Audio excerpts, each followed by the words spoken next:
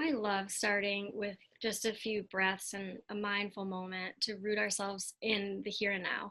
That's how I begin every class, actually. So thank you for that. Um, so I will begin. I'm going to share my slides.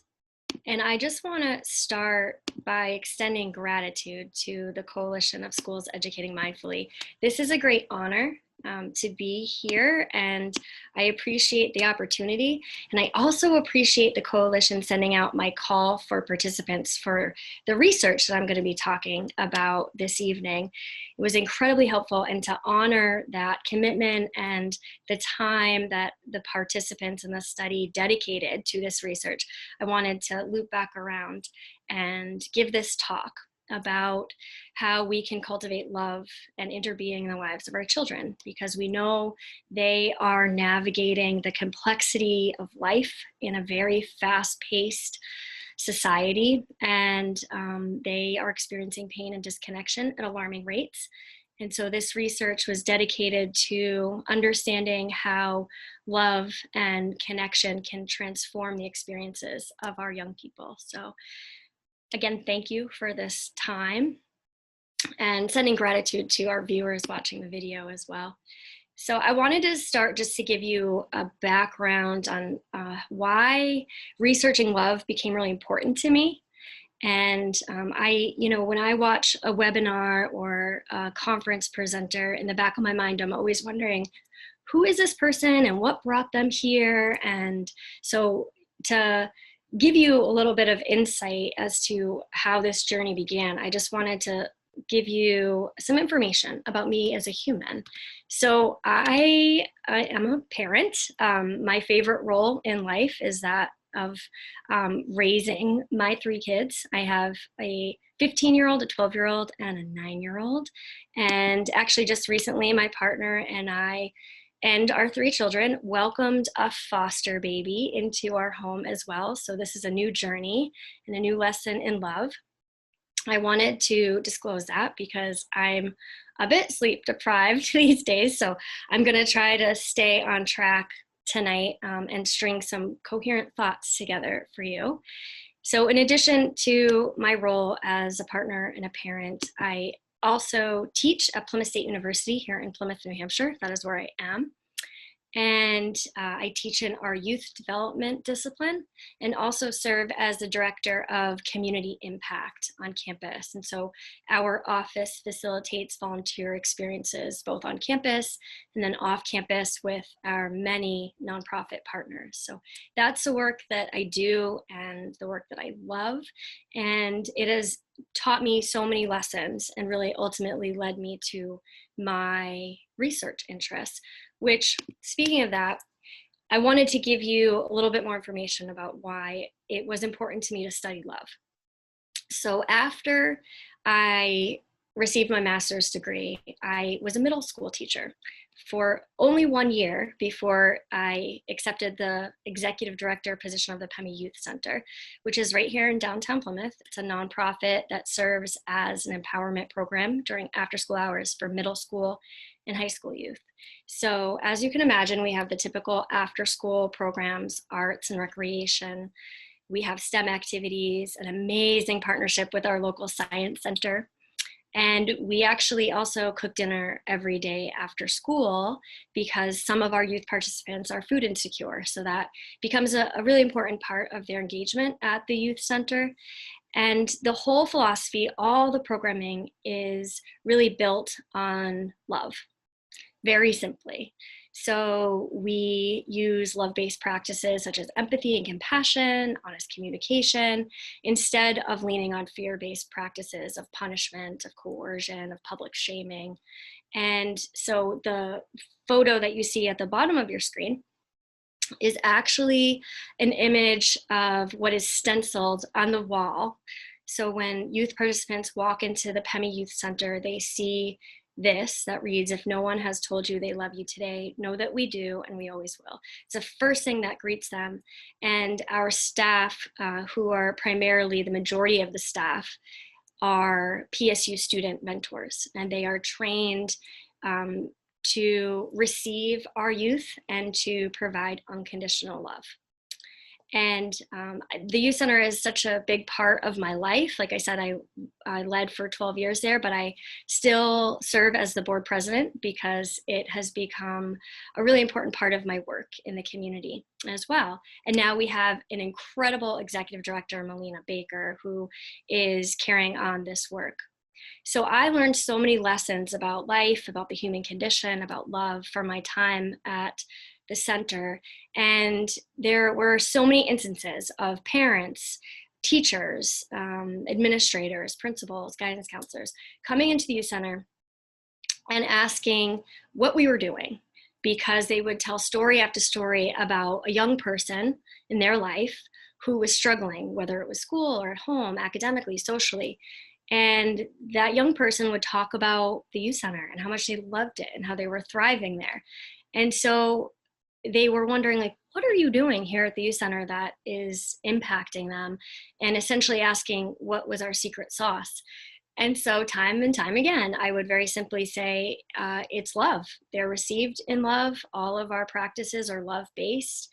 And I think that's what is making the difference. And so some people would just intrinsically get it, and there would be a sigh of relief, like, yes, that's what we need more of as humans.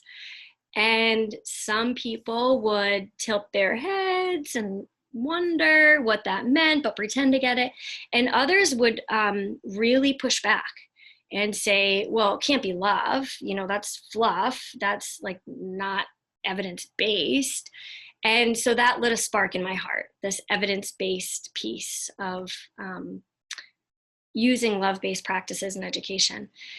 And yet there was one instance that really fueled my fire like no other. And one afternoon, I was sitting in the office with one of our youth participants, a middle school student, and he was in a moment of struggle and having a really tough day. So we sat there together, and I held space in silence and just waited to process. And for those of you who work with middle schoolers, you know they can outwait you. And what is just like 5 minutes feels like an eternity. So finally, I broke into the silence and I said very gently and softly, we love having you here and we love you here. And he looked up immediately, like right into my eyes. And he said, don't you say that. That is a lie. No one loves me because I am unlovable. And to this day, I still get goosebumps thinking about it. Like that just settled deeply into my heart. And I felt like there's something that we need to do, not just as a community, but as a society, to make sure that every young person feels loved. And so that ultimately led me to want to research love and love-based practices in the EDD program at PSU. So this is what we know. We know the need to feel loved in the context of honoring our shared humanity is a deep and abiding condition of the human experience. It is our truest nature. It's, you know, the essence of who we are. And that's not just my opinion. I actually have this very long citation to go with it. In fact, for my dissertation defense, which was not hopefully as exciting as I'm intending this presentation to be, because it was very academic and I needed to include all of my citations, I wanted to make this a little bit, you know, more enjoyable, if you will. So I still have my academic citations, so you know that this is not just my opinion, that this is rooted in evidence, empirical evidence and research. But I wanted to tone them down a little bit and to, you know, spice up the slides with some images and tell you some stories, because, you know, I think that's what really speaks to our hearts, not just the findings of this formal study, but also the anecdotal evidence that, you know, sometimes is shoved aside, but is really important as well. So Thich Nhat Hanh, who is a Buddhist monk and activist and thought leader, peacemaker, he's actually a thought leader integral to this study. He explained this phenomenon of love by acknowledging that human beings possess a deep thirst to be loved and to love. It's just written into our DNA. And so we have this need to be loved, to give love, and of course, without it, an experience of disconnection resulting in pain and suffering prevails. And again, it's not just me who thinks this. This is backed by scholars who are very concerned about the disconnection and the pain that we are experiencing in our modern day society. So in terms of framing the problem of practice and education that this study seeks to address, it really is about this concern, the sense of separateness and disconnection. Because in our culture and our society, we move from 1 hour increment to 1 hour increment, checking off our boxes, kind of just like always tuned into our devices. And, you know, we think social media is about connecting us. And in some ways it does. Like, I am able to connect with relatives and friends from throughout the globe in ways that, you know, I wouldn't have been able to, like growing up in the 90s. But it also is a source of disconnection and isolation, right? There are false sense that we are connected. And especially vulnerable to this are adolescents. It used to be prevailing thought that the adult brain and even the teen brain was stagnant and rigid and unable to change. But now we know through neuroscience that in fact, we can form, even as adults, new neural pathways and connections, which is called neuroplasticity.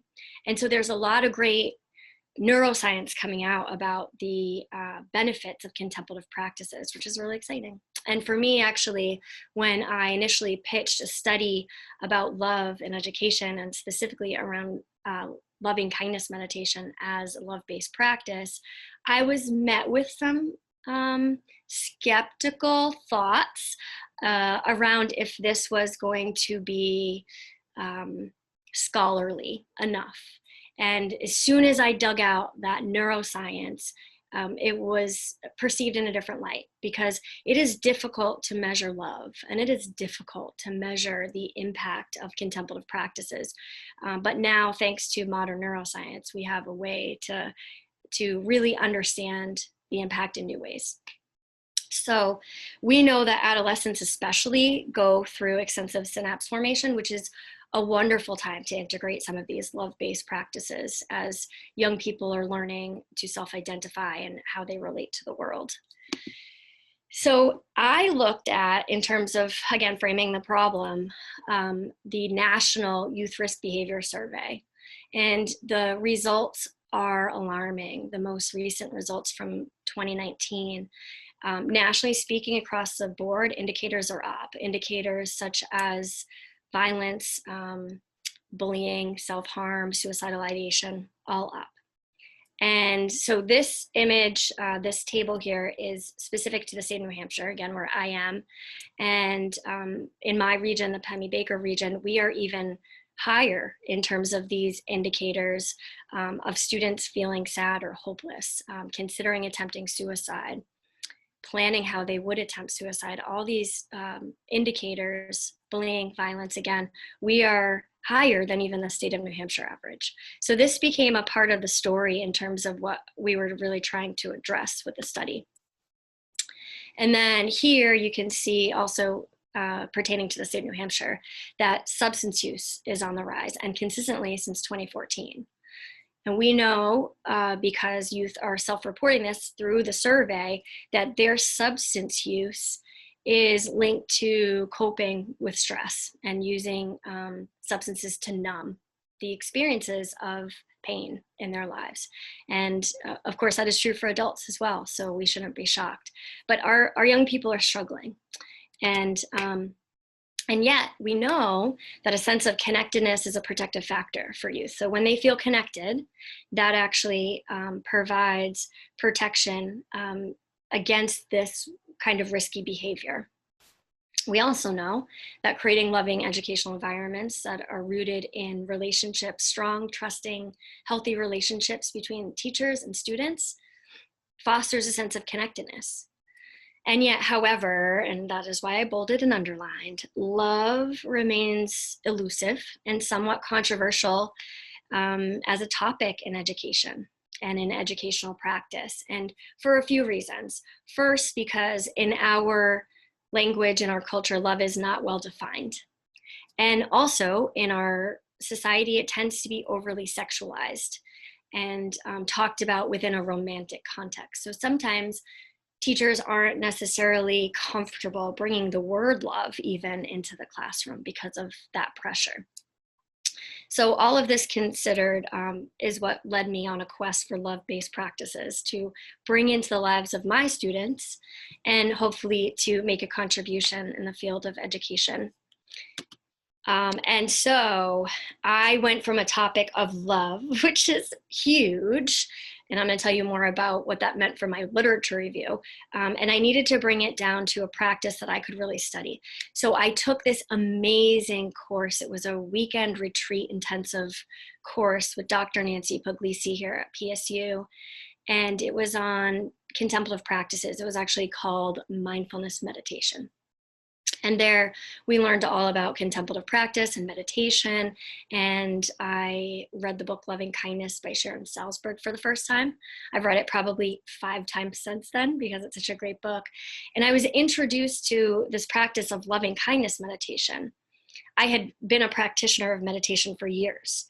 And all of a sudden, I learned that loving kindness was a real thing, which was interesting because I realized as I was reading the book that I had practiced loving kindness in my own way. In fact, like just to give an example, whenever I go to a big box store, I get a little overwhelmed, a little anxious for many reasons.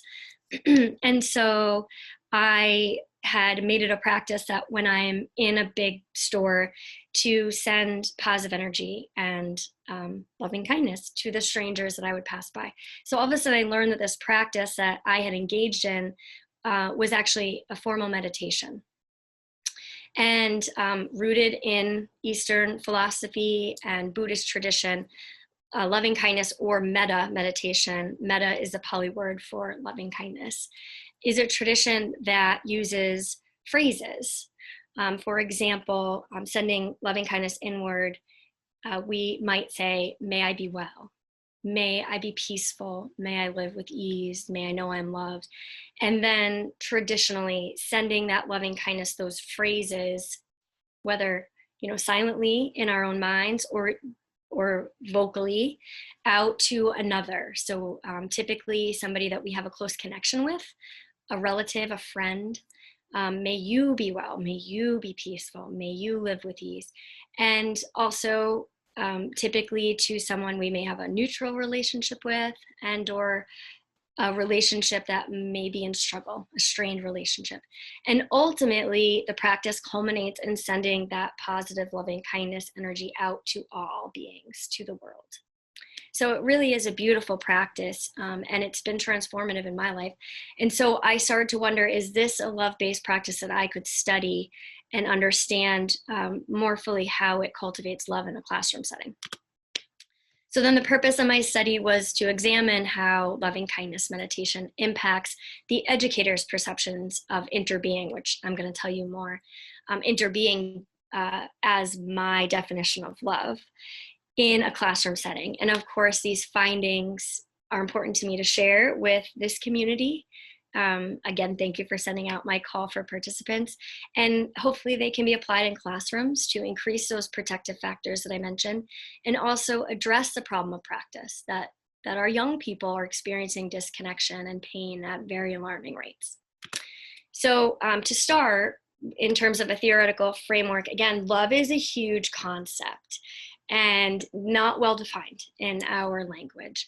And it's been a concept and an idea that has endured time throughout all of human existence. And actually my literature review dates back all the way to ancient Egypt, when the first writings of love emerged. And so what I did was to categorize all these theories and philosophies about love into 3 categories. So 1, love is a spiritual phenomenon; 2, love is a cognitive phenomenon; and 3rd, love is interbeing.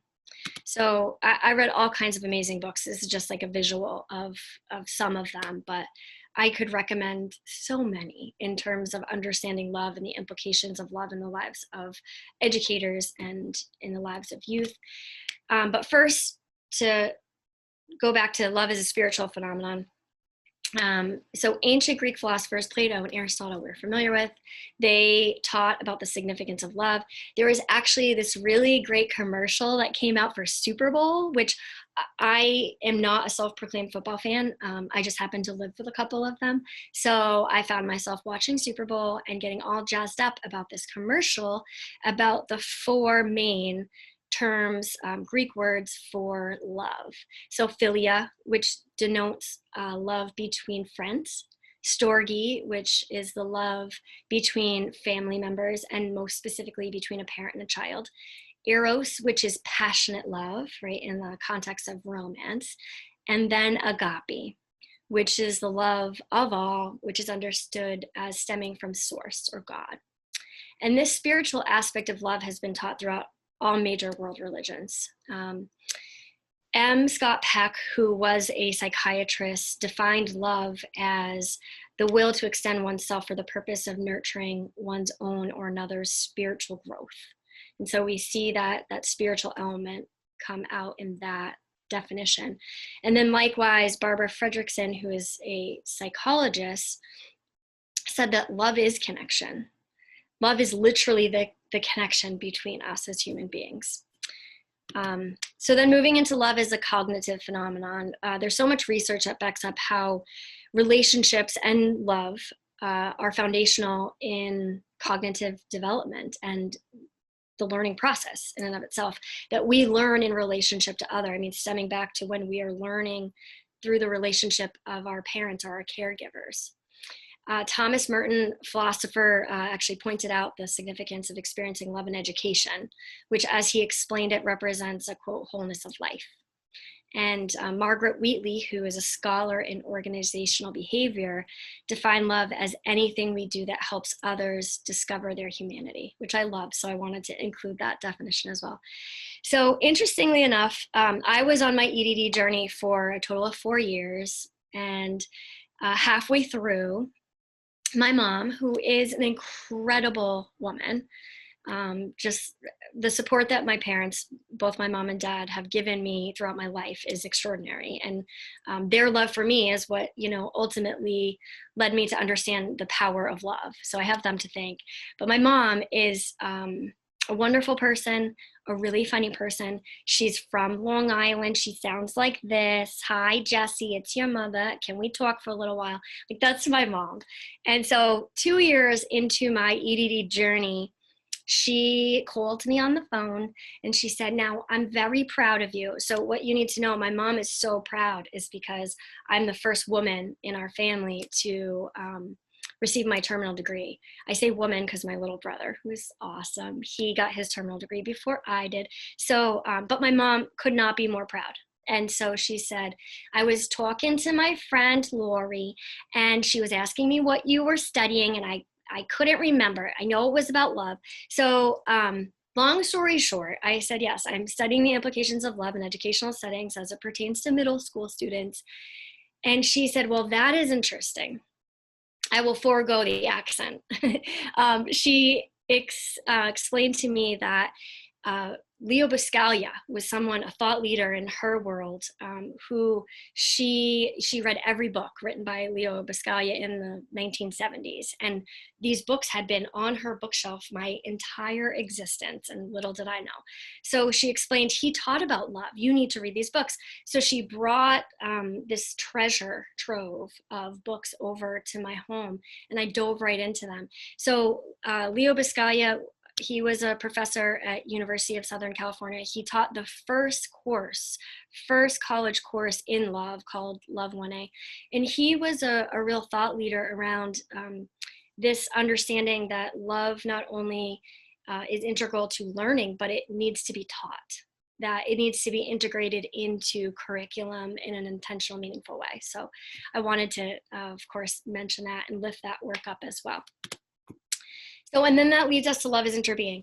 So as you can imagine, we have all these definitions. Like, my literature review is extensive. It goes through all kinds of theories, definitions. philosophies by all kinds of different scholars. And yet I needed to kind of bring that down to a needle point of what I was going to research. What was I talking about when I'm talking about love? Again, love is not well defined. So I sat with my wonderful dissertation chair, Dr. Annette Holba, couple summers ago, and I said, so I need a definition. And she nodded her head. Yes, you do, Jess. And so she asked me, well, what does love mean? What is love? And so I did what any, good student slash overthinker would do. And I went through the Rolodex of scholars and definitions in my mental state there. And she said she could see that I was overthinking. And she said, no, in your own words, Jess, what does love mean? So I said something along the lines of, well, love is the binding force of humanity. It's our truest nature, the essence of who we are. It's all about our interconnection. And she said, okay, so that reminds me of Thich Nhat Hanh's concept of interbeing. And ultimately, that's where I landed. So according to Thich Nhat Hanh, when we actively look and see the other, that is to love. And then, of course, seeing the other requires us to see and know ourselves. And he talked about how humans cannot exist alone. In fact, we need to interbe because we do interbe. So literally meaning to be mutual, interbeing honors the interconnected nature of humanity. And this is ultimately where I landed in terms of this study on love. So this is a picture of me absorbing all the information through all these empirical studies. I researched and reviewed 22 empirical studies that were qualitative and quantitative in tradition, and also mixed methods. And those studies were categorized in love and the learning process, also love applied in educational environments, and then lastly, contemplative practices specific to loving kindness meditation. So unlike my defense, I'm not going to dive deeply into every study because we don't have time for that. But just to give you a summary of what I learned from all of these studies, essentially, as it relates to love in the classroom, we know that there are benefits for students in terms of increased connection to their teachers, which of course supports their development and also reduces their anxiety. And then there are also benefits for educators, including lower stress levels and increased job satisfaction. Additionally, it supports the development of positive connections with that self-image and self-identity, and also the connections with others. So it is integral to learning and really important for youth development. And then in terms of the studies relative to contemplative practices applied in classrooms, we know that contemplative practices increase engagement among students and advances their sense of well-being. And specific to loving kindness meditation, we know that this practice produces positive emotions, also fosters empathy for others, and increases positive social connections. So my overarching question, given all that we already know from this evidence, my question became, well, how does loving kindness meditation impact the educator's perception? Because I interviewed educators, not the middle schoolers themselves. How does it impact the educator's perception of love as interbeing in the classroom? And so I conducted a qualitative phenomenological study with a convenient sample of participants from a purposeful and targeted population. So my targeted population was specifically educators who teach middle school, 6th, 7th, or 8th grade, and who also facilitate loving kindness meditation. So that is a very niche group. And as you can see from this timeline image, the research took place right as the COVID-19 pandemic hit the United States. So all but one of the interviews, which they all took place either via Zoom or just a phone call, all but one of these interviews took place after educators transitioned from face-to-face instruction to remote or distance learning. And so that was really difficult and challenging to study human connection. One, first virtually, but secondly, during a time when educators were physically distanced from their students. And yet, it also offered a really interesting layer of findings about the importance of human connection and how these practices, loving kindness and also other mindful practices, quote unquote, carried the educators and students through what was a really difficult time period. So it wasn't ideal, it limited participation, but it really made for some interesting findings, which I'm gonna tell you about. So first, I had three main questions, being one, I just asked participants to tell me a little bit about their loving kindness practices, what it looked like in their classrooms among their students. Two, which was a three-part question, what they experienced relative to introducing loving kindness into the classroom experience in terms of the impact on themselves as educators, on their students, and also the entire classroom dynamic. And then third, I was asking them that based on their experiences in facilitating loving kindness, how they understood the relationship between the practice and love as defined as interbeing. So, and of course, lastly, I held space for them to ask me all kinds of questions. So I ended up with 11 participants.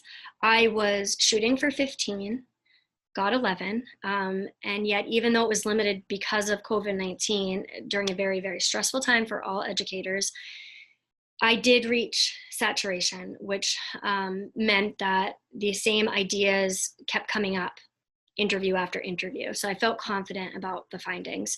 So all of the recordings and my handwritten notes were transcribed and checked against the recordings, and then participants reviewed the transcripts to confirm, yes, that is what I said and that is what I meant.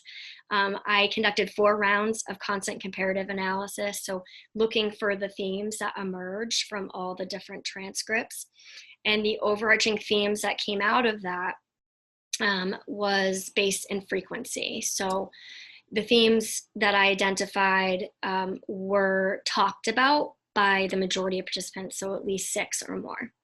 And then those findings were then verified with the participants, who were able to ensure the credibility of the study and confirm that, yes, that makes sense to me, and I wasn't like off the rails somewhere else. So, and again, that was to check my bias, right? And the fact that I'm a big believer of contemplative practices and love-based practices in education. So that was my way of ensuring that I was staying as neutral as possible and doing my work as a researcher. So 14 major themes emerged, and this is just an image that shows the frequency, but I'm gonna dive a little bit more deeply into these themes before letting you know what the big takeaways are. But first I wanted just to pause and breathe for a moment and to show you this word cloud. So what I did just for fun, it was just a day that I needed a little fun during this research process.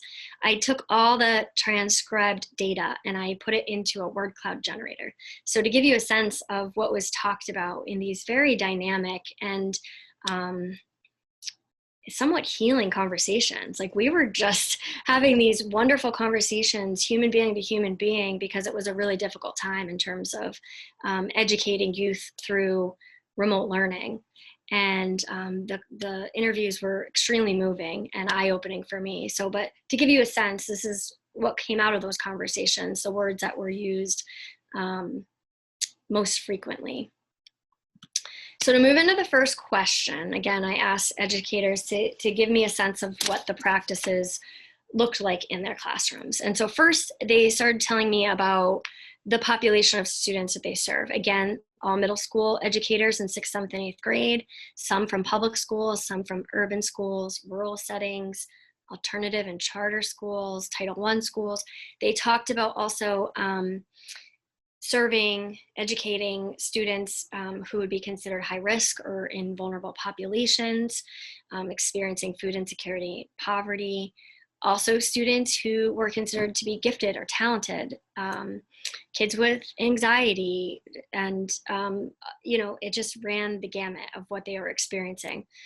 They also turned to their personal practice. They wanted to tell me about how their personal practices and contemplative pedagogies really supported their facilitation. In fact, that was of significance, that being an authentic practitioner of contemplative practices, and specifically loving kindness meditation, lent itself to facilitating that in the classroom setting. That it wasn't enough just to read off a script, but it really had to come from a place deep within that was authentic and genuine and true. So that was really interesting to me. They talked also about their educator experience, many with mindful schools background, so certified in mindful schools, some certified in MBSR. They talked about their degrees in special ed.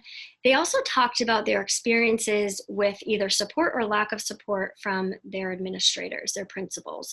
And in the context that if they were experiencing a lot of support, they felt more freedom to integrate contemplative pedagogies into the classroom.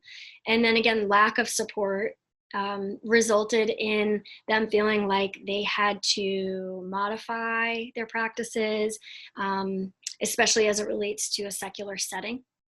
So many of them did use traditional loving kindness phrases like I offered at the beginning of this talk. May I be well, may I be peaceful, may you be well, may you be peaceful.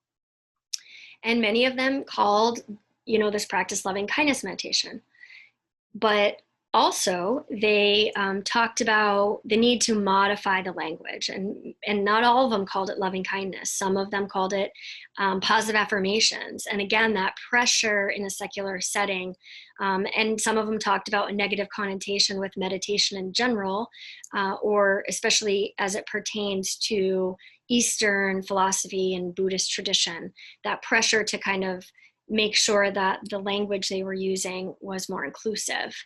And that led to making not just modifications of language, but also integrating other mindful practices, even calling these practices things like mind breaks, brain breaks. One participant talking about calling these practices Jedi mind tricks, which I thought was really interesting, and the students seemed to really take to that as well. So they also talked about specific curriculum around MBSR, also the Justy Lewis Choose Love curriculum. But again, they spoke about how it wasn't enough just to use the curriculum. It really needed to come from an authentic place as a practitioner. So, that personal practice was reinforced. They all talked about the importance of frequency and consistency, that it wasn't like a one-shot deal. Like, I'm gonna do this loving kindness meditation one time and it's gonna resonate and transform our classroom. That was not the case. They talked about needing to practice frequently and consistently, whether that was daily or weekly. And then they talked about the evidence relative to students, the impact on students, but I'm gonna get to that in the next question. So first, though, impact on educators. And this was pretty eye-opening for me, but also something that deeply resonated with me as a practitioner and an educator. So first, they talked about their professional identity in terms of being a practitioner of contemplative pedagogies in the classroom and what that meant. They talked about their experiences with the practices in their personal lives, how connected they felt to the practices, and how they felt that leaning on meditation and loving kindness meditation specifically helped them show up in a different way in the classroom with more patience and more presence. They also talked about pedagogy and best practices. Again, mindful schools background and MBSR, wanting to lean on best practices for credibility purposes and to garner support from their principals and their administrators. They all talked about this element of transformation, that practicing meditation for them personally was transformative, and also transformative in the ways that they taught. And then they talked about their evidence of personal impact in two ways. One, the introspection and the connection inward. They talked about feeling more peaceful, feeling more compassionate when they walked into a classroom, understanding the love that exists inside of them. And then they also talked about the relationship building with students and the connection with students in terms of being in a better place to form those relationships, understanding that there really is no separation between them and their students. And again, that the practices were holding them through remote learning, which was so profound and really moving for me. So this is just a quick visual that emerged from the findings in terms of impact of educators over those 5 areas that I just explained. So for visual learners like myself, I like the images. And then that brings us to impact on students. So first, the participants really wanted to tell me that, you know, I know this is important because students ask for it and they have adopted these practices in their own lives, not just in school, but also in their own lives. One educator providing this really rich story around how in teaching in an urban setting, a very busy area, a very large school, the intercom system would go on periodically and was very disruptive. And every time the intercom system went on, the students understood that it was like bringing a team of professionals together to support one of their peers who was manifesting some behaviors and in a moment of struggle. And so that became very disruptive to the class. And so initially this participant, this teacher, brought loving kindness into the classroom as a way to keep calm during those disruptive periods. And so she would invite the class to put their hands over their hearts and to send loving kindness to their peer who's in a moment of struggle. May you be well, may you live with ease. And students started asking for that practice in times, not just when the intercom system was going on. Like one example was with every emergency siren that went down in the street below, students would want to put their hands over their hearts and send loving kindness to whoever was on the other end of that siren, which I thought was really powerful and beautiful. So I wanted to share that brief story. Participants also talked about how they collected evidence. So evidence collection was through grades, through academic assignments. Also, they did surveys, pre-surveys, post-surveys, after introducing the practice of loving kindness and other mindful practices as well. They, of course, made observations. And then some just said, I just know it has positive impact. I can feel it. Like we can feel it energetically. So that came out as well. And then in terms of the evidence of impact on students, participants talked about that in two major ways. One, social, emotional, behavioral development. So first, in terms of positive self-image and identity. So students decreasing self-doubt, able to show love to themselves when they were unable to prior, knowing that they were loved in that classroom setting, value for authenticity of their differences, of standing in their own truths, and also self-regulation of emotions and behaviors. One participant saying they were better able to manage their powerful, big emotions, more receptive and responsive, less reactive, better able to deal with trauma and manage stress, feeling less anxious and angry, and being able to sit in silence and valuing that stillness. They also talked about social, emotional, behavioral development in terms of relationship building. Students were forming quote unquote real connection with each other in the classroom and better able to express compassion and empathy, better able to express gratitude, goodwill, love, and kindness. They were less critical of each other, more trusting, more forgiving, more open, and willing to share their own lived experiences. And then secondly, the other overarching category was cognitive development. And educators talked about the common language and vocabulary that was shared, that students were better able to listen, they were more curious, that their focus and concentration increased, and that they were just overall more prepared and eager and ready to learn. Other things that came out of this question was educators talking about how the impact was palpable. It was transformational. They just knew, they could feel it. And just saying it does matter and they know it matters. So some really powerful quotes that came out of this part of the interviews. One participant saying, and there's just a respect for the process. It's very inherent. You can see it in the way that the students look at each other, the way that they're looking at me, the way that they're receiving each other when they're sharing out loud. Another saying, I think that there's this sense of being connected to each other because they've all journeyed on the inside and they're all different on the inside, but they did the journey at the same time in the same space, and there's real connection in that. So those quotes I thought were pretty powerful. And a quick image, just how the impact on students broke down between social, emotional, behavioral development, and also cognitive development, as explained by the participants. Which moves us into part 3 of question 2, impact on classroom environment. And this was all talked about and framed in terms of cultivating a caring and connected environment.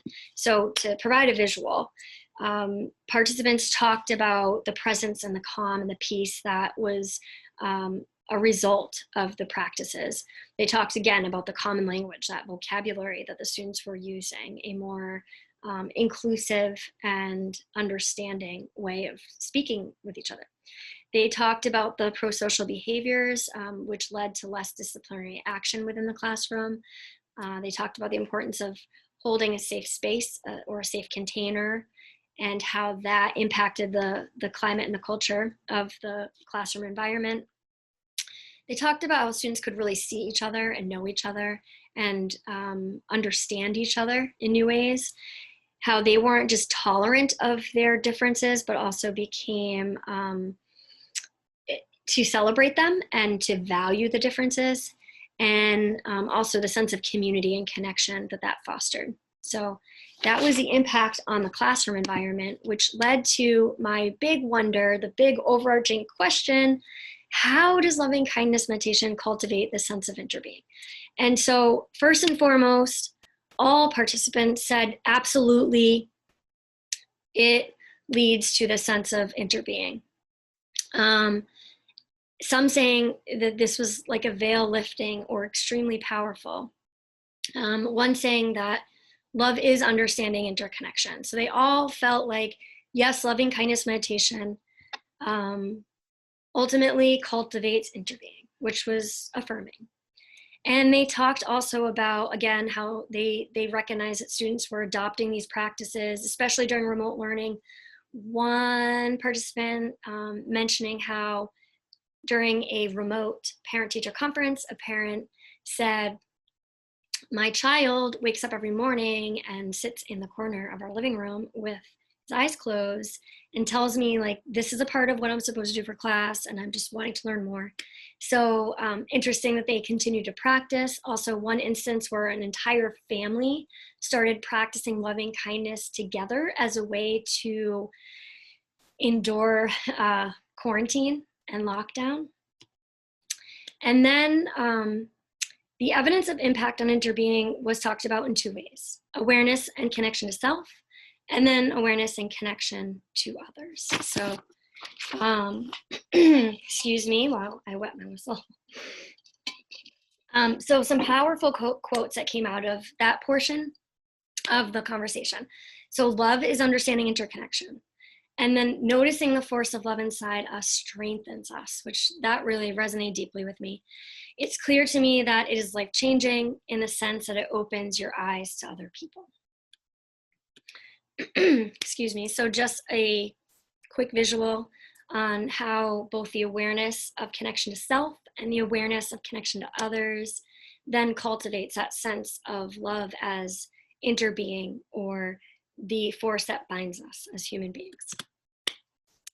And then in terms of the summary of binding, so this is a visual of the process of how loving kindness and other mindful practices ultimately leads to this fostering of a sense of love as interbeing. So one, that frequency and consistency of the practice itself, coupled with and married to the personal, authentic practice of the educator, bringing that essence into the classroom, leads to the connection that students and educators experience inward and among each other, which ultimately fosters that sense of interbeing, or love as interbeing.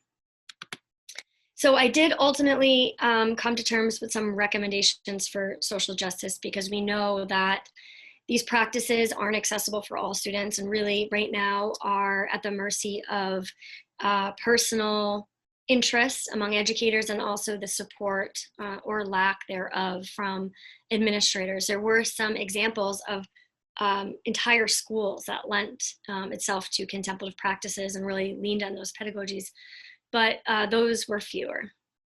So I would recommend, of course, obviously, integrating loving kindness into educational experiences across the board, which would require increased access to educator training and contemplative practices. Thank you to this coalition for providing that. It requires policy support, of course, and professional development resources like this, and then advocacy among educational leaders to shift perception. Again, that came out of the conversations in terms of a negative connotation with more Eastern philosophy or traditions that were rooted in more religious contexts, and wanting to make sure that meditation and contemplative pedagogies in particular were more mainstream and applicable in secular settings.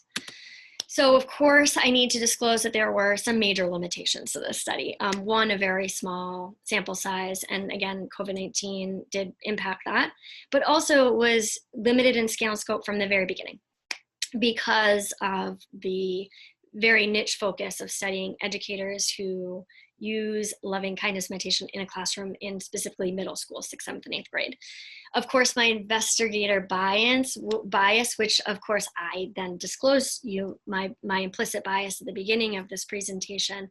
And to manage that and minimize that, I invited participants to confirm transcribed data as well as the findings to make sure that I was on the right track.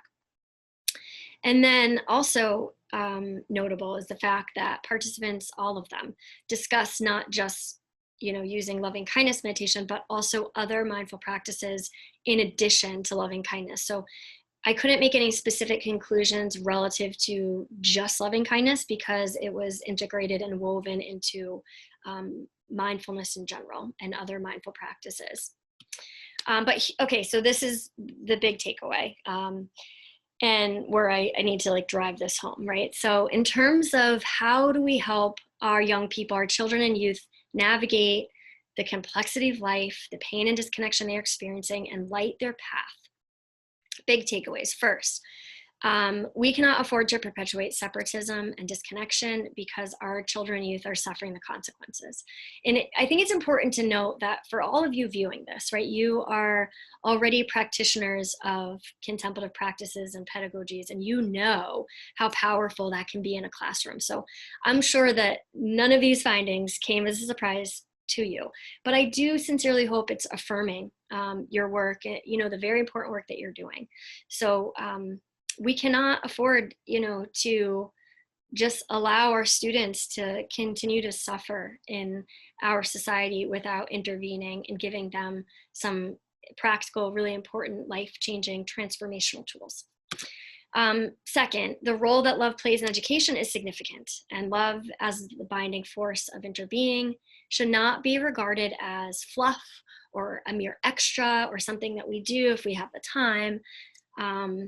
When it comes to educational instruction, it needs to be foundational, and I truly believe that.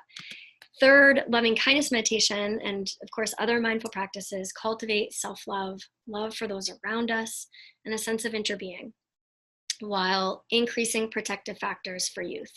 And that cannot be overstated. It's again, rooted in evidence. Four, this was a big one for me personally. Loving kindness meditation is not just a practice, it is truly a way of life. So prior to this journey that I was on in not just researching love and contemplative practices, but also learning from the incredible participants in the study, I was one of those who kind of felt like, okay, I'm going to practice meditation as a way to cope with my stress. I've got stress. And I would check the box, right? Like I would wake up in the morning, my alarm would go off and I'd be like, okay, time to meditate. And I would meditate for 10 minutes and check my box and go about my day, living mindlessly, not mindfully. And so that changed for me. I now understand meditation, and specifically loving kindness meditation, as a way of moving through the world, a new way of being. And so, yes, I still wake up and try to meditate in the morning, but I also try to brush my teeth mindfully and like exist in the moment. I try to linger longer in the moment with my children and hug them mindfully. And while I'm driving to work, I try to remember that like I'm actually on the road instead of having my mind already in the office thinking about what I'm going to do. So it really is a new orientation and a way to relate to life and to be deeply rooted and grounded in our lives. And specifically loving kindness meditation, is something that I try to practice continuously, not just like once a day or once a week. In that, you know, when I catch myself being self-critical, which we all are, we have that like negative self-talk tape that kind of pops into our head. I try to then send loving kindness inward so that I can radiate that outward. So it really is a way of life. And 5, to teach love and to live mindfully requires us as educators to then embody love and mindfulness. Like we can't just teach it and say it, we need to be it, we need to embody it. And that became really important to me as an educator and also as a parent. And lastly, we must honor our interbeing and cultivate more love in the world through love-based practices. It is so important to education and to us as educators. It's like the reason I got into education was to empower young people to like understand their limitless potential. And so this really goes a long way in loving our children. And so I offer you this, my sincere gratitude. Thank you for tuning in and listening to this. May you be well, may you be peaceful, and may you be happy. May you know you are loved. So thank you. Of course, you know, the end of the slides are always the references.